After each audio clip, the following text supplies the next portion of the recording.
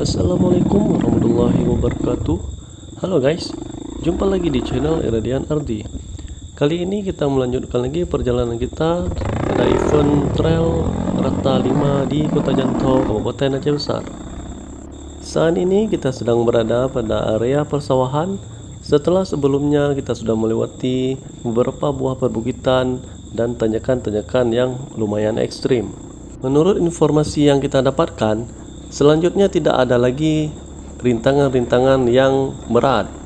Ini merupakan jalan-jalan yang datar dan melewati permukiman penduduk. Begitu info menurut panitia. Tapi kita nggak tahu pastinya ke depan bagaimana realita yang akan kita temukan di trek. Jadi ikuti terus video ini, oke?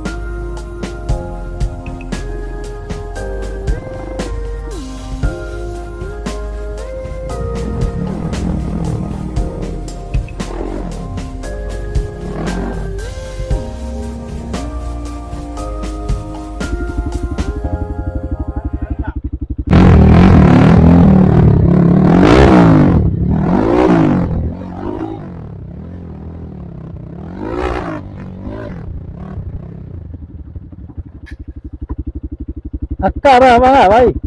Ada akar ya?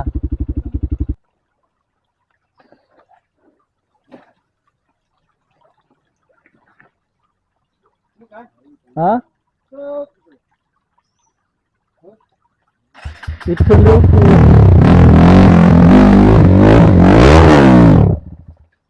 Nauku berau, lurus.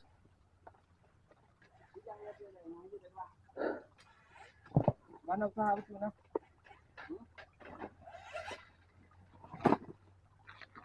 Lurus kenapa itu tapi ya?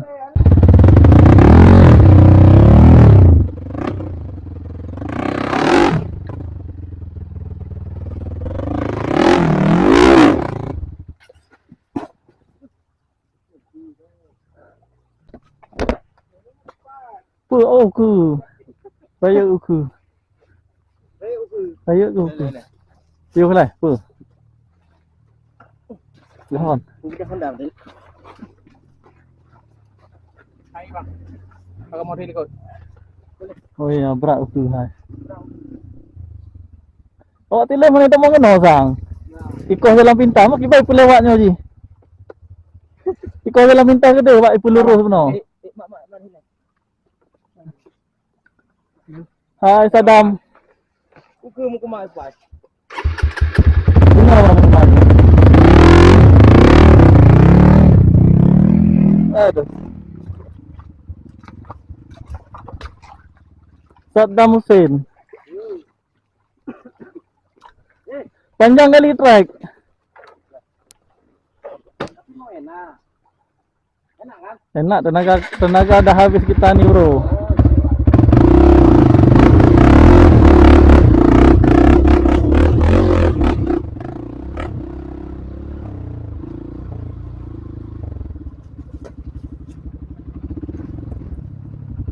Sekali udah bolak balik bang kita. Ya. Oh, ente kadang-kadang ente hidup nih. Lagi nomor depan. Oh, ini nomor depan. Pesanan dimsum yang banyak.